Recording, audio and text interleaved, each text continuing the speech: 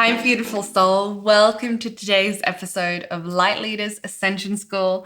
I'm Athena Bailey, and I'm so excited today to talk to you all about soulmates, divine love, manifesting soulmates, and calling in your divine life partner. We're talking all things creating, manifesting, and aligning with soulmate relationships in your life.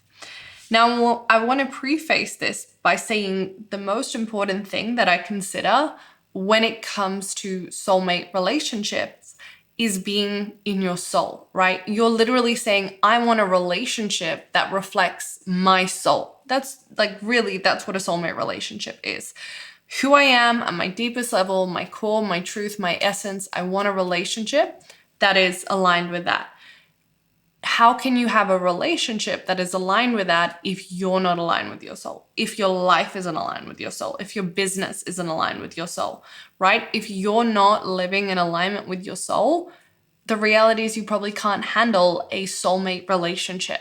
So the number one thing that you can do is get soul aligned in your life, right? And what I mean by that is you begin to communicate, work with, intimately know your soul, call your soul forward, and begin actually living in the highest and fullest alignment with your soul truth, right?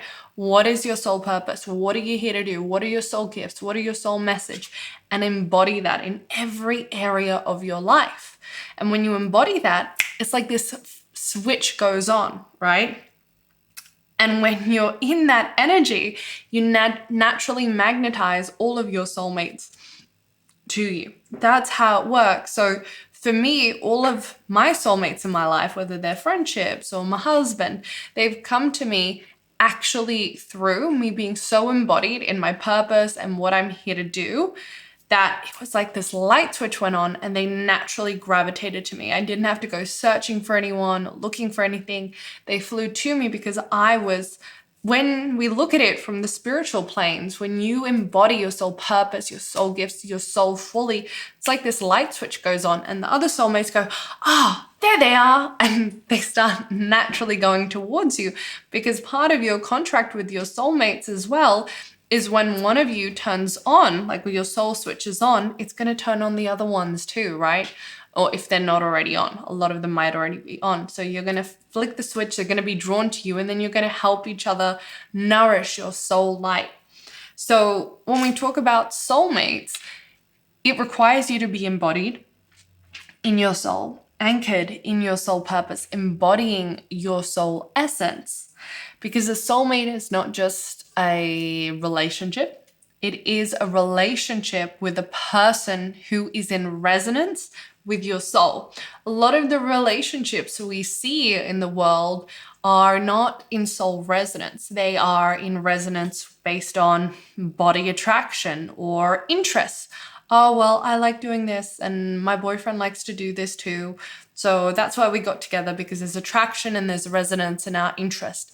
But they're not actually soul resonant, right? Who you are at your deepest level, your core, your purpose, your gifts, what you're here to do with and share with the world is the soul resonant to that, because that's the soulmate. So I'm going to talk today about the different kinds of soulmates, how to know what kind of soulmate, if you have a relationship, is, and how to actually call in and manifest a soulmate if you are ready. I really want to share a little bit about my journey with calling in and manifesting my husband, my soulmate. I called him in at a time in my life where I was like, I don't want a relationship. I'm not ready. In my head, I'm like, I'm not ready for a relationship. But, I guess I was, even though consciously I thought I wasn't. I actually met him when I was still in a relationship with my ex, and I didn't look at him romantically at all, right? Like my now husband, I didn't even think about it, right? So he came to a program that I was running. I was running a workshop in person, and my workshops were a lot smaller back then. So there were only probably around 12 of us in the room, and he had come with a girl that I assumed he was in a relationship with. And he was very opposite to what would have been my type back then. I was a lot younger. We have a bit of an age gap. He was older. It was just, didn't even cross my mind.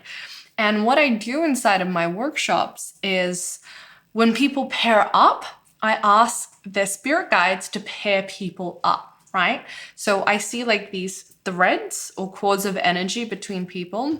I'm like, okay, that person's going to pair up with that one. That person's going to pair up with that one. So the spirit guides show me the threads of people who need to work together. You know, they have a connection, or there's something they need to learn from each other, or there's an experience they need to have together, right? So I follow the guidance of their spirit guides. And in this workshop, there was an odd number. So I had to pair up with someone. And I think there were like about 6 different times that we paired up. And out of those 6 times, 5 of those times, my spirit guides paired me up with Daryl, my husband. And I just remember thinking after the 4th time, oh, spirit, this looks really bad. Like, he's going to think I'm trying to make a move on him or something. But I'm always really surrendered to the experience of spirit. So I was like, but you know what?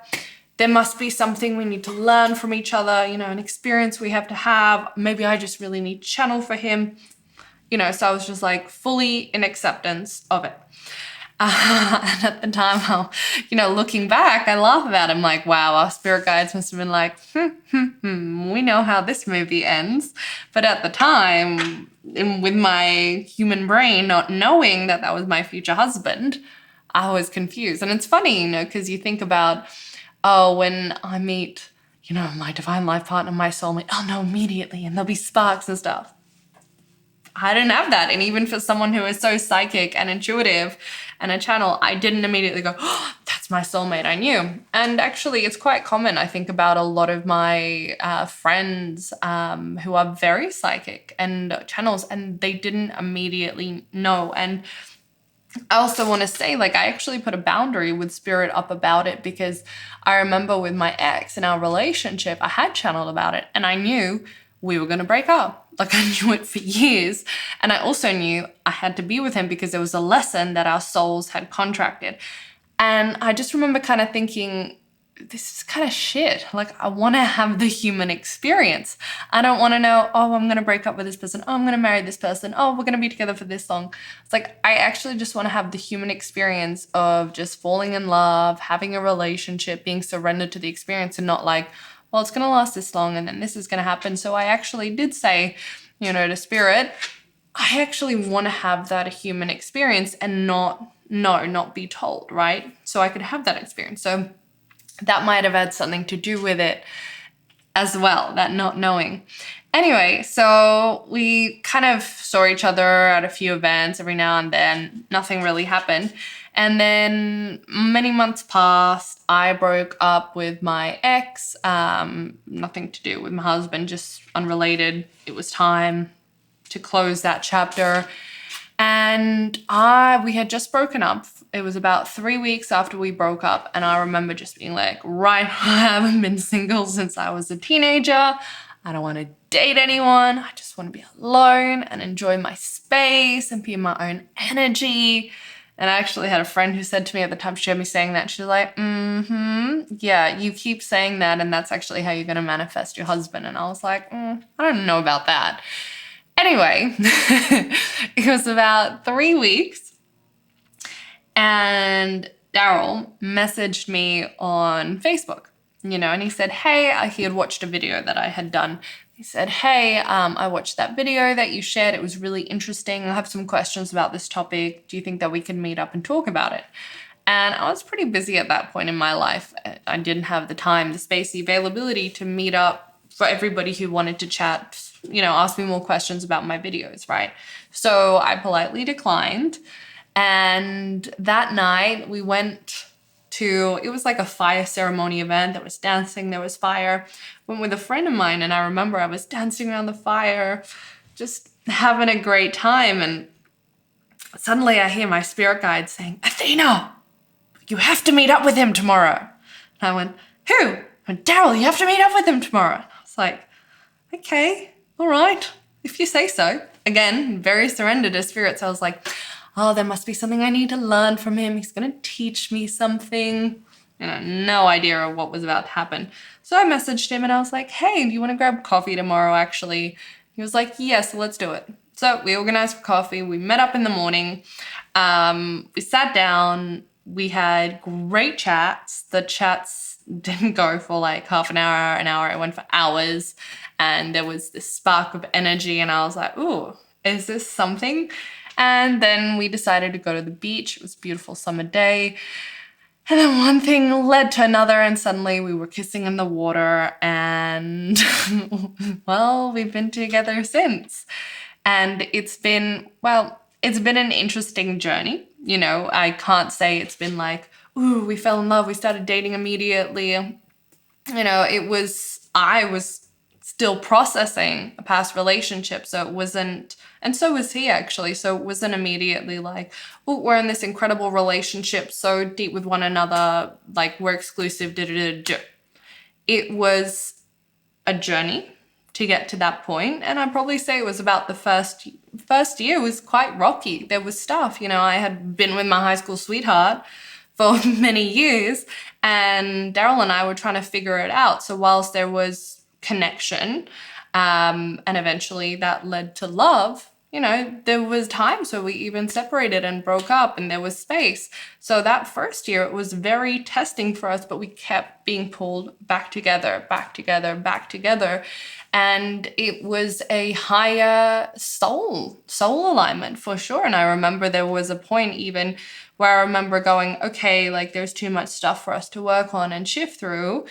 I think like I want to actually cancel our contract together because this is just not flowing, right? The way that I wanted to. And I remember going to the Akashic records, meeting with our guides and saying, I didn't even get to say it because I burst into tears, and Spirit was like, no, don't, Athena. And I was like, oh, fuck. Like I'm meant to be with this man. And I'm very grateful because both Daryl and I, which is a very important value for me, and I don't think I'd be able to be with someone who isn't like that. Both Daryl and I take our working on ourselves very, very importantly, right? So if there's a pattern, if there's something that is causing an issue, Daryl's like, right, I need to heal it. Let me go see healers, therapists, plant medicine. Let me fix this, right? And I'm the same. So who we were in that first year, you know, I was an anxious attachment. He was an avoidant attachment. It was a bit chaotic. And I can really say now, years later, that we're both secure attached. We healed a lot of our shit. We have a really beautiful, peaceful relationship that I'm grateful for every single day. So know that even you can have those soulmates, the figuring out the relationship can take some work. There can be healing. And it brings me to the question of people ask, well, do I need to be healed to meet my soulmate? And the reality is, I say, you know, before I met mine, I thought, oh, yes, you need to be healed to be able to bring in or call in your soulmate. But I actually go, I wasn't though. Like I had a lot of wounds and worthiness stuff. And even though I had already done a lot of healing work, there was still more. And it was the stuff that I couldn't have healed on my own. Like I actually needed him to come in, show me those wounds, mirror them to me, trigger them so I could heal them. And I did the same for him. So we actually healed together. And I think there's only so much you can heal on your own. And then the other aspect of it is a couple coming together and being able to heal each other, right? Which is what we did. And that's been our journey. And we're still working on our stuff. We still notice patterns and work on them. I think that's like a non-negotiable. If you want to grow and be happy and have a healthy relationship, continuously working on it is important. We're still investing in relationship programs, multiple ones this year. We're growing. And I can say, you know, we're coming up almost onto 7 years now. Our relationship is like, it just keeps getting better, right? It wasn't like this honeymoon phase and then, like it gets better. Every month, every year, it gets better and better. We work on ourselves more, we connect more, and everything feels better and easier. So I also don't believe in the best part of the relationship is at the start. For me, it's been the opposite experience. At the start, we were both so wounded and figuring out our shit. And once we did, it was like, oh, it actually gets to be so much easier. So Daryl and I we dated. It wasn't long before we moved in together. We dated for a few years, and I remember, he started talking about marriage, and I was quite young. I think I was only about 25, and I went, marriage, I don't know if I'm ready for that. Oh no. And so he was like, oh, okay, you're not ready, no worries. And then a couple of years later, I was like, all right, I'm ready. And it wasn't long before he proposed, and then we got married, and here we are now. And it's been a beautiful journey, and I'm so grateful for Daryl and what he brings into my life. And I'm really excited as well about our future and everything that's going to come. And I want to share with you a little bit about, Daryl is my soulmate, but he's also my divine life partner. And a divine life partner is a type of soulmate. And that's what I want to share with you, and I want to talk about right now, because there are different types of soulmates, right? One of the really common ones that we see is a karmic soulmate. So a karmic soulmate is one who you have had previous lifetimes with, where there has been experiences, shit, wounding, all stuff coming up, and you guys are still in it, right? There's a cycle, there's a loop that still needs to be played out and sorted out. Your souls were contracted to learn a lesson from each other. You didn't learn it in the previous lifetime, so you're here again now trying to work it out. Some people have quite a few of those. Some people have only one of them, right? But you have those experiences, and it's really important because the soul needs to have closure. And it's one of the things that I always say, if you're in a relationship that you can feel like this isn't it, I don't know if this is the relationship, you need to be asking, well, what's the lesson? What am I here for? Like, what's the lesson of this soulmate, of this connection, right? Why is it in my life at the moment? My ex was a karmic relationship, right? And I really, we needed to process, move through. I remember there were times where I was like, I don't feel this is aligned. And it was very clearly from spirit, you both need to be here right now. It's actually really important. And I could feel that. And I also felt like I couldn't, even though there was a part of me, my soul, this isn't it. There was another part of me that was like, but you can't, I couldn't leave, right? And it was probably codependency. And I was not mentally that healthy when I was younger either. So there were all these different things that I was going through, but I'm definitely grateful for the experience. And there were big soul lessons that we both needed to learn from each other. So a karmic soulmate is someone who there is a lot of karma moving through. You also have your current life soulmate. So I call this one the current life soulmate because it is someone who is in resonance with your soul, and they are a match for right now, right? So right now, it might feel good. It might feel like a full yes. Maybe you've had this before where you're like, wow, that was a really interesting relationship.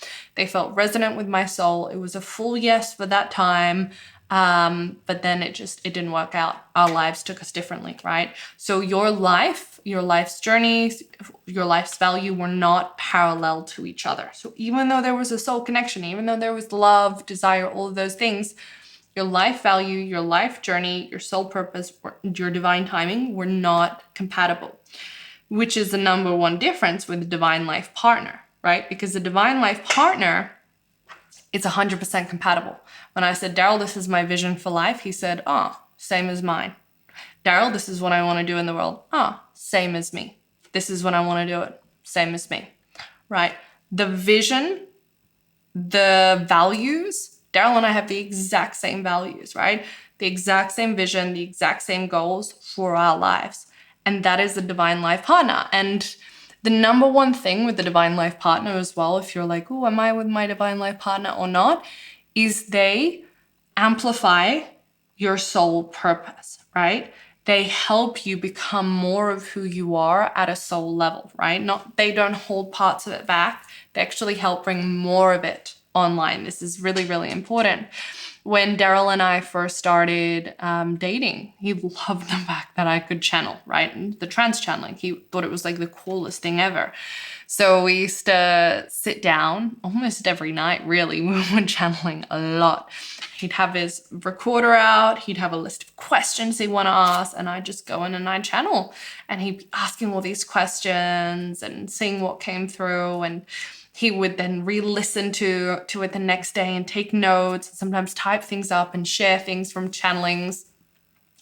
And he was so supportive and so encouraging and so enthusiastic and excited about me channeling that I channeled so much. My channeling got really, really good because we were full in it, full dedicated, full devoted, and I was able to channel longer, clearer, better than I ever had. Daryl actually helped me get so much better at channeling because of his devotion to it, right? I could channel with my ex, but he was like, cool, happy for you to do that, but it's not really exciting for me.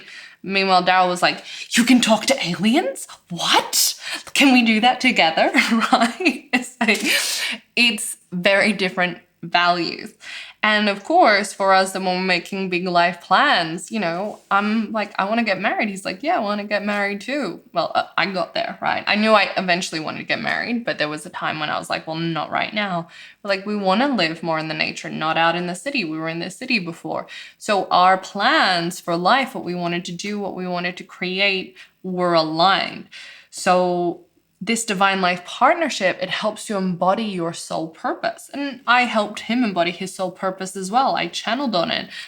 Saw what he was here to do with men, supported him in creating the men's work that he does do and share out with the world. So both of us helped each other amplify each other's soul purposes. And then we're building a life that is aligned and together. If you sit down with your partner and you go, what's your number one value? What's your second? What's your third, right? And when we talk about values, it's where do you spend the most amount of time, energy, and money, right? Where do you spend most of your money, most of your time, most of your energy? For me, like the number one is family, soul purpose. Those are the kind of top two of, spirituality, soul purpose, spirituality. Those are always the top two. It's the same for Daryl, right? And that's really important, right? They're the number one things for me. And even then when we elicit the rest of them, they're the exact same too. So that's also really important, because if your number one value is spirituality and his number one or her number one value is money, for example, right? And maybe if your number two is money and his number two is spirituality, okay. But if they're far down the line from each other, like your number one spirituality and your partner's is number 10 spirituality and everything else before it, you're not going to want to spend your time. Daryl and I are like, let's meditate together. Let's do spiritual shit together. Let's go to these spiritual workshops, right? Because it's one of our number one values. So having the same, we know how we want to raise our kids too. So having those values is really important. Will guide you on your divine life partner. So when you're saying, oh, I want a soulmate, if you're talking about the soulmate that you have for the rest of your life, that you get to build your life with, you are calling in and requesting a divine life partner. That is what you are calling in. And I would recommend even using that language, the divine life partner. Now, there's also another type of soulmate, which is the twin flame. Now, a lot of people get really caught up into the twin flame stuff. It's, like there's been documentaries on the twin flame stuff. It's messy. Honestly, in my years of doing this work, I have seen the twin flame stuff cause a lot more harm than good, because people get sucked into it. They're like, that's my twin flame. I have to go after them like crazy, nonstop. Now, when most of people are referring to twin flame, they're not referring to like, oh, they're just a soulmate. They're actually referring to, because our soul has a hierarchy, right? You have soul within you right now. we have the next layer of our soul, the next dimension that holds more of our soul, because all of our soul, everything that we are, this physical body in this dimension cannot hold it, right? So you have your soul as it is now, then we have a higher self, right? Then your higher self there's a higher aspect to your higher self, the higher self, which is the oversoul, right? And it goes up all the way up to the monadic soul family, all the way up until you get all the way back to source energy, right? Which is what your soul is, a fragment of source energy. And your oversoul is actually made up of two higher selves, which come down into two souls. So when we say twin flame, we're generally talking about that other aspect of the oversoul. However, the reality is your whole monadic group, your whole soul family, right? All the souls that you are connected to on your highest soul family are 99.99% of the time not incarnated with you here in this lifetime, because they can be supporting you more behind the scenes, and the soul group wants to grow spiritually, right? They want to evolve. So if they have multiple souls incarnated, let's put one on this planet, one on that planet, one on that planet, to maximize the experiences and growth, right? And when one soul is doing really well, they're going to bring back the other souls to focus on that one soul to really guide them and support them into the soul's evolution, because one soul evolving affects all the other souls in that. So it's very unlikely for twin flames to incarnate, but it still can happen. It can still happen. However, a twin flame is very much a mirror, and they can project and mirror. And I honestly believe the purpose of the twin flame is for your soul growth, right? It's to show you what you need to work on, what you need to shift, not to have a peaceful, loving relationship. Maybe in the higher dimensions we do, but right here, right now on Earth, we have so much stuff. So if you do have a twin flame experience, it is usually to bring stuff up so you become aware of it, and then you go your separate ways, right? It is not something that you're like, this is my twin flame, they're going to be with me forever. They're usually very, very similar to you. And your best option on Earth is a divine life partner, right? That's going to give you a beautiful, healing, healthy, stable relationship that meets all of your needs, all of your desires, and fulfills you with soul love that you can build a life with and amplifies your soul purpose. You might meet your twin flame to trigger stuff, to move stuff through, but I do not recommend calling in your twin flame. I recommend saying, I'm ready for the highest love that is available to me right now. I'm ready for my divine life partner. If a twin flame does need to come in for you, then they will, right? But I don't recommend calling in, especially because most likely 99.99% of the time your twin flame isn't even incarnated here. So it's most of the time they're just a guide for you, right? Like your higher self. They're a guide working with you. So the other kind of relationship you have is a past life compatible soulmate, right? So it's someone that you knew in a previous lifetime, and you were soulmates in that lifetime, maybe even divine life partners, and you've come into this lifetime and you're not really compatible to be like in a romantic relationship, but there's a soul resonance.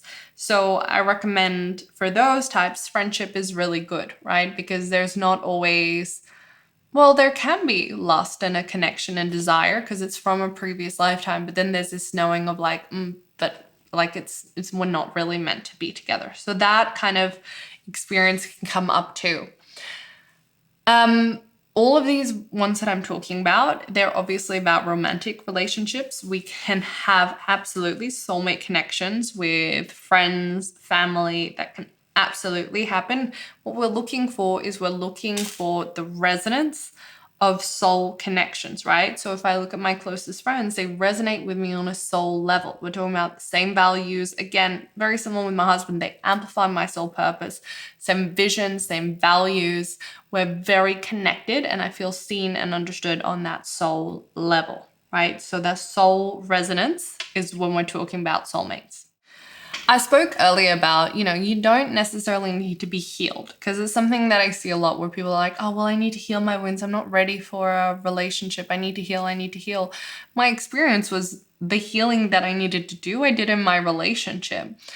I couldn't have done it on my own because I didn't know what it was. I actually needed a partner to show me what they were so I could heal them. And he helped, reality is we helped each other heal each other's stuff. However, if you don't heal the stuff, you can't keep them.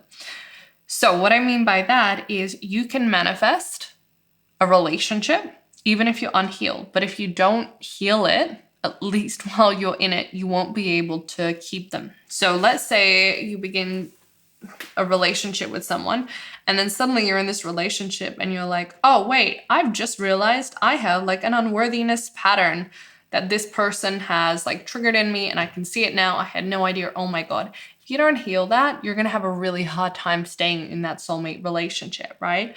It's come up, you need to heal it and you need to work on it. So I don't want you to be like, oh, well, I need to heal all of my blocks so I can have my soulmate. Yeah, there will be some stuff that's really important for you to work on. However, you don't need to be perfect for you to manifest and call in your relationship. Okay, that's part of being in a soulmate relationship, is that you bring each other's stuff up. The main thing with soulmate relationships really is divine timing, right? And I see it a lot with people. They're like, I want to call in my divine life partner. I want to call in my soulmate relationship. And they're manifesting. They're doing all the things. I'm like, great, awesome. And you might be ready, but is your divine life partner ready? And the question, the example I always like to give is Daryl and I have a big age gap, right? So we met when I was 22 and he was 43. When we started dating when I was 23, he was 44. And the reality is he wanted his soulmate 10 years prior to that. Like he was in his 30s, like, all right, guys, I'm ready for my soulmate, bring her in. I was 13. Right? So there is a divine timing that comes into play. I was only ready, and I would say like just ready mentally to be able to handle a relationship at 23. Even 2 years ago, I would not have been ready. So Daryl actually had to wait for me, right? So a lot of people are actually waiting on each other. So your partner, if they haven't shown up in your life yet, they might be currently going through a divorce. They might be still processing a relationship. They might be healing. There are all sorts of different things, right? You don't know. And so you might feel like I'm ready, but it's actually it's not about you, right? It is actually also about your divine life partner. So when it comes to relationships, more than any other area, I love manifestation. I think is really important. Business, yes. Abundance, yes. Life, yes. Health, yes. Relationships actually require a lot more surrender than any other area, because you have a contract with a person, right? Before you and your soulmate came into this life, you hung out in the higher realms and you said, right, I want to make this contract with you. You're going to come into my life at this age. You're going to help me with this. We're going to do this together. And you create this contract. So no matter what, at that time, when the contract is made, they're going to come into your life. You don't really need to manifest that, right? There is a divine timing. Some people, like me, it happens quite early. And for some people, like Daryl, it happens quite late. That's just how your soul has decided it. For some reason, his soul said, I need to have this life experience before I'm ready to create this partnership with you. And my soul was like, no, I don't want that. I just want to go straight into a partnership from a young age, right? Our souls had different desires and different experiences. So there has to be a degree of divine surrender that's a lot deeper than other manifestation, knowing and trusting you have a soulmate. There's no doubt about it. You have a soulmate. In fact, you have multiple soulmates, right? Some of them might be karmic, divine life partners, compatible, incompatible soulmates. You have soulmates. You have plenty of connections that are going to be beautiful for you to experience in this lifetime. However, most of you are desiring and wanting to call in a divine life partner, which is amazing. And there is someone who is contracted to you for you to have that experience. However, you might be ready, or they might not be ready. Or they might be ready and you might not be ready. And at the end of the day, it doesn't even matter, because there is a time and a space when you two are contracted to meet each other. And so when we talk about manifesting, I want you to walk through the world like, not like, oh, where's my soulmate? When am I going to find my soulmate? But my soulmate is going to come to me at the perfect time. My soulmate and I are contracted to meet with perfect divine timing. I can trust and I surrender to that, and I know that they are coming when it is in the highest best for both of us. I'm not going to force it. I'm not going to force it to come early when it's not aligned, because what if you, like, because you're a creator, right? You can go, I want it now, I want it, and you manifest it, and you manifest it, and manifest it. What happens? He's still working. Let's say hypothetically you call in your divine life partner, but he's still with his karmic soulmate, pretty happily in a relationship with her, even though they're processing stuff. It's 2 years too early, but you've sat there and you've manifested and you've demanded and you've used your tools as a creator and you've called them in, even though it goes against divine life timing. He's come in and gone, I don't want you. I'm not attracted to you. Bye. Right? There is divine timing that is so important here. So I need you to walk through life like my divine life partner, my soulmate, is out there. They're coming in at the perfect time for me. I get to surrender to this knowing, and I get to enjoy my time right now of knowing that my divine life partner is just around the corner, and let me enjoy this time that I have with myself, with my life, with my friends, because when they show up, it's going to be perfect. I haven't missed out on anything, right? I haven't missed out on anything. It is perfect as it needs to be. You need to hold that vibration, right? And it's like, it's the abundance vibration of trust, knowing, surrender. They're coming, not the, where's my soulmate? Where are they? I don't have them. Oh. That's what we want to step away from. You can absolutely do the visualizations, see like all the manifestation processes, wake up, see yourself, waking up next to them, coming home to them, experiencing all the feelings. That's great. What that's going to do is it's going to put you into a feeling of receptivity and actually allowing them, aligning to the identity of you being in a relationship, which is a really good space to be when they do come in. But even if you do it for every single day for 2 years, if they're contracted to come in 5 years, it'll be 5 years. If it's 2 months, it's 2 months. That's the reality, right? So we've got to surrender and loosen this grip that you might be having and just lean into trust. And, you know, for some of you, especially women watching this, you might be like, okay, but I want to have kids. Like I have a biological clock. Guess what? If you're contracted to have spirit babies, if you have spirit babies that have chosen you, if you said, yes, spirit babies, I want you, and he's the father of those spirit babies, well, then it's going to happen. We see women getting pregnant at all ages. But if your soul was like, right, we're going to have babies at 40 and you're 35 and going, I need to find him, it doesn't matter what you're going to do. You're going to have them at 40. Of course, you have free will. So you can walk into an IVF clinic and get pregnant, or you can say, screw that, I don't want to get pregnant at all. You have free will. But what you are looking for requires divine surrender, right? And it's going to come from trust and knowing how deeply divinely you are supported. And that's where you want to work with spirit. You want to work with your soul so you can build up that muscle of divine trust and knowing that everything is working out for you in the highest best at all times. Just because you haven't found your soulmate, it doesn't mean that you don't have one. It doesn't mean you've been abandoned. It doesn't mean that they've forgotten about you. It's all happening perfectly for you at the exact right time that you need it for the highest good of you and your partner. That's the truth. That is the truth of it all. Now, you do need to be asking yourself as well, like, am I blocking it? Is there something that I need to do to shift into it, to receive it? So I still do recommend doing the processes that support manifesting your divine life partner, but without attachment. Not going, okay, he's going to be here in 6 months. He's going to be here in 6 months.